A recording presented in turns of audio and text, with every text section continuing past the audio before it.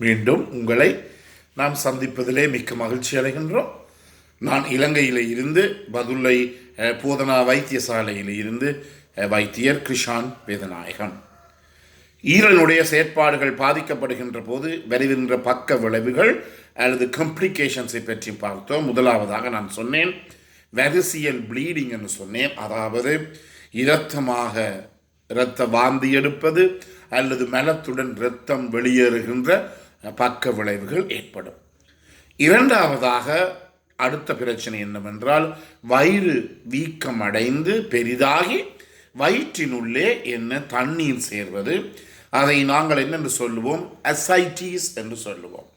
என்றபடியினால் தான் உங்களுக்கு தெரியும், இந்த மதுவை அருந்தி ஆல்கஹால் மதுபானத்தை அருந்தி ஈரல் பாதிக்கப்பட்டவர்கள் எல்லாம் அவருடைய வயிற்றில் இருந்து இந்த வைத்தியசாலைகளிலே அவர்கள் அடிக்கடி அனுமதிக்கப்பட்டு அவர்களுடைய வயிற்றிலே இருந்து இந்த தண்ணீர் எடுப்பதை நீங்கள் காணக்கூடியதாக இருக்கும். தண்ணீர் என்று சொல்லுகின்ற போது அதை நாங்கள் அசைட்டிக் ஃப்ளூயிட் என்று சொல்லுவோம், அசைட்டிஸ் என்று சொல்லுவோம்.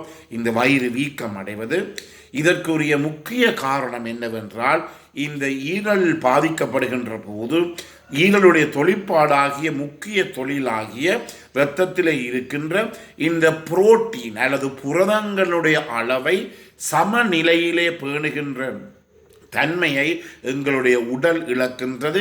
எனவே இரத்தத்திலே இந்த ஆல்புமின் குளோபியூலின் எனப்படுகின்ற இந்த புரதங்களினுடைய அளவு குறைவடைகின்ற போது என்ன செய்கிறது என்றால், எங்களுடைய நரம்புகள் நாளங்களில் இருக்கின்ற அந்த இரத்தத்திலே இருந்து என்ன நடைபெறும் என்றால், இந்த தண்ணீர் வெளியேறுகிறது. வெளியிலே போகின்ற போது அந்த நிலைமையிலே தான் எங்களுக்கு இந்த வயிற்றினுள்ளே தண்ணீர் சேருகிறது.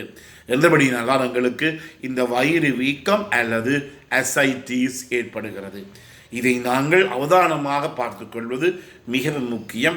சில பேருக்கு எப்படி ஈரல் பாதிக்கப்பட்டாலும் கூட குறைய விளைவுகள் ஒன்றும் தெரியாது, கொஞ்சம் வயிறு வீக்கமாக தெரியும். என்றபடியாலே அந்த இடத்திலே அவர்கள் என்ன செய்ய வேண்டும், இந்த வயிறு வீக்கம் அடைவதற்கு என்ன காரணம், உடல் பருமனாகிறதா, உடல் போடுகிறதா, அல்லது வயிற்றிலே இந்த கொழுப்பு படை இருக்கின்றதா, அல்லது இந்த நான் சொன்னது போல முதலிலே சொன்னது போல ஈரலினுடைய தொழிற்பாடுகள் பாதிக்கப்பட்டு இந்த ஈரலினுடைய தொழிற்பாடு பாதிக்கப்படுகின்ற போது இந்த அசைட்டிக் ஃப்ளூயிட் எனப்படுகின்ற வயிற்றினுடைய தண்ணீர் தேர்ந்தவா என்பதை நாங்கள் அவதானித்துக் கொள்ள வேண்டும்.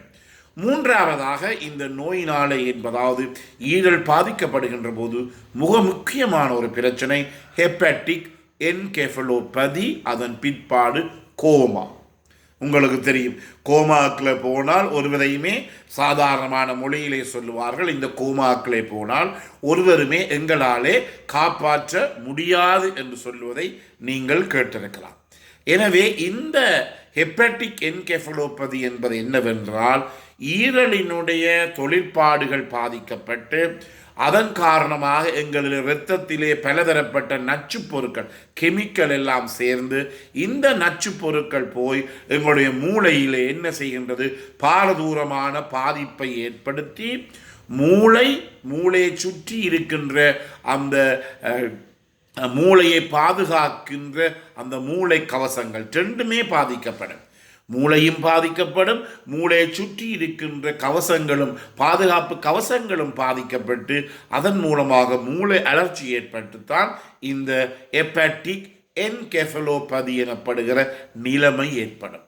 இந்த ஹெப்பாட்டிக் என்கெஃபலோபதி எனப்படுகின்ற இந்த மூளை பாதிக்கப்படுகின்ற போது அவருக்கு பல தரப்பட்ட குழப்பங்கள், கன்ஃபியூஷன் ஏற்படும், ஞாபக மறதி ஏற்படும்.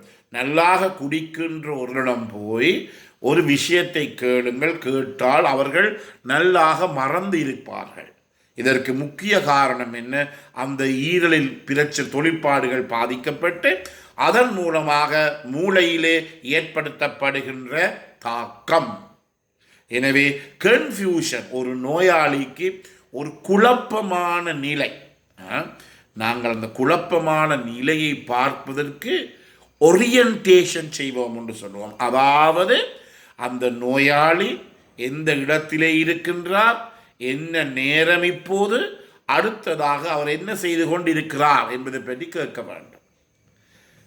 Time, place and work. இதை என்ன செய்கிறார்?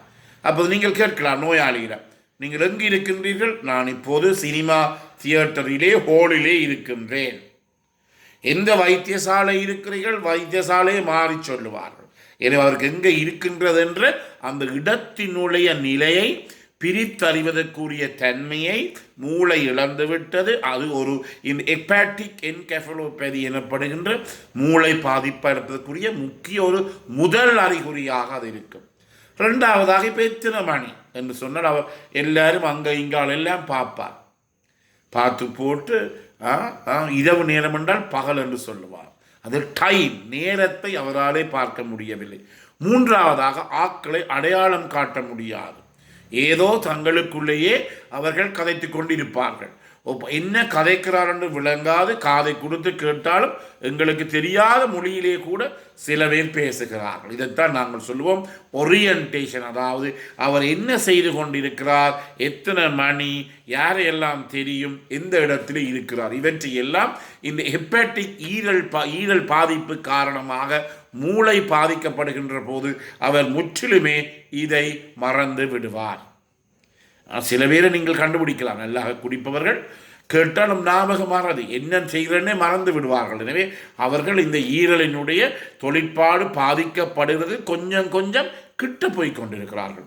எனவே முக்கியமான அவருக்கு கொடுக்க வேண்டிய சிகிச்சை என்ன? அவர் குடிப்பதை, மதுபானம் பாவிப்பதை, சாராயம் பாவிப்பதை உடனடியாக அவர் நிறுத்த வேண்டும். இல்லாவிட்டால் கடைசியிலே இந்த என் ஸ்டேஜ் லிவர் ஃபெயிலியர் என்று சொல்லுவோம், கடைசி நிலைமான இந்த ஈரல் தொழிற்பாடு பாதிப்பு, அதாவது அதை நாங்கள் சிரோசிஸ் என்று சொல்லுவோம், அங்கே போய்த்தான் அவர் முடிய வேண்டிய ஒரு நிலைமை ஏற்படும். என்றபடியினாலே அடுத்த பிரச்சனையான இந்த ஹெப்பாட்டிக் என்கெஃபலோபதி. அடுத்ததாக என்ன நடைபெறும் என்றால், இந்த ஈரலினுடைய தொழிற்பாடு பாதிக்கப்படுகின்ற போது ஈரலிலே இருந்து வருகின்ற, இருதயத்திலே இருந்து வருகின்ற இரத்தமும் இருதயத்துக்கு இரத்தத்தை எடுத்து செல்லுகின்ற பகுதியும் பாதிக்கப்பட்டு எங்களுக்கு என்ன ஏற்படும் என்றால், எங்களுடைய சுவாச தொகுதியிலே, நுரையீரலிலே இருக்கின்ற குருதியினுடைய அமுக்கம், பிரஷர் கூடும். அதை நாங்கள் ஹெப்படோ பல்மனரி ஹைப்பர் டென்ஷன் என்று சொல்லுவோம். அதாவது நுரையீரலிலே இருக்கின்ற குருதியினுடைய அமுக்கம், ஹெப்படோ பல்மனரி ஹைப்பர் டென்ஷன் என்று சொல்லி இதற்கு ஒரு வசனம் இருக்கிறது. இது ஏற்படும். எனவே பிரஷர், குருதி அமுக்கம் கூட எங்களுக்கு ஏற்படுகிறது. இந்த நுரையீரலிலே குருதி அமுக்கம் கூடுமாக இருந்தால், இந்த பல்மனரி ஹைப்பர் டென்ஷன் ஏற்படுமாக இருந்தால், அதன் பிற்பாடு கூடுதலான நோயாளிகளுக்கு இறப்புத்தான் கடைசியிலே மிஞ்சம். இந்த நிகழ்ச்சி உங்களுக்கு பிடித்திருந்தால் இதை பார்க்காதவர்களுக்கு அறிமுகப்படுத்துங்கள். அதே நேரத்தில் இதை நீங்கள் லைக் செய்யலாம், ஷேர் பண்ணலாம், மணி சின்னத்தை அல்லது பெல் சைனை அமுழ்த்தி நீங்கள் இதை சப்ஸ்கிரைப் பண்ணலாம். மேலதிக தகவல் என்றால் நேரடியாக தொடர்பு கொள்ள முடியும். 0094 777 35 62 45. மீண்டும் உங்களை சந்திக்கும் வரை நன்றி, வணக்கம்.